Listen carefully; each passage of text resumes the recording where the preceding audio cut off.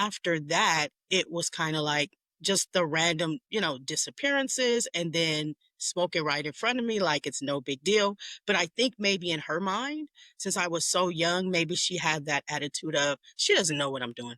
Yeah, like, I would find my mom, like, hidden in the closet.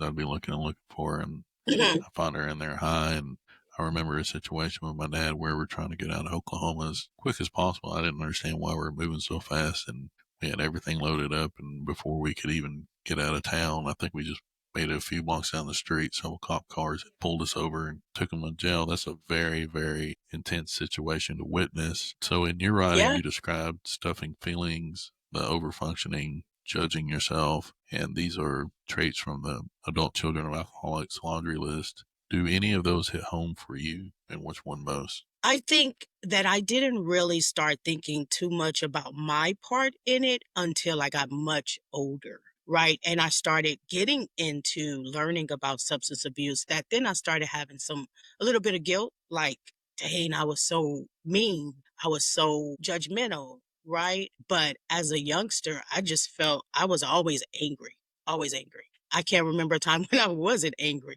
I was angry at just lots of things in my life. My parents not being there, me being raised by my grandparents and not feeling like that emotional love, that emotional support, because my grandparents were older and they were raised in a different time where it wasn't, you didn't really talk to kids about feelings and things. It's just like, this is grown folks' business. We don't need to tell you what's going on.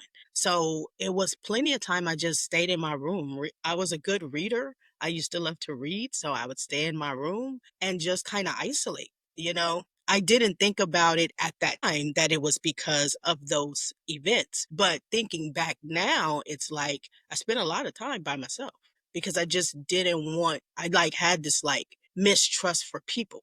And I didn't even want to be around anyone, not even like people my age, you know? So I spent a lot of time in my youth by myself. I guess that was my coping mechanism at that time. I totally, totally relate. There are so many things. I did go a route of substance use, and I used for about 10 years, all different substances, but I really leaned more towards amphetamines and, Mhm. experienced homelessness, breaking into people's houses and stuff, and things like really outside of my character at the end.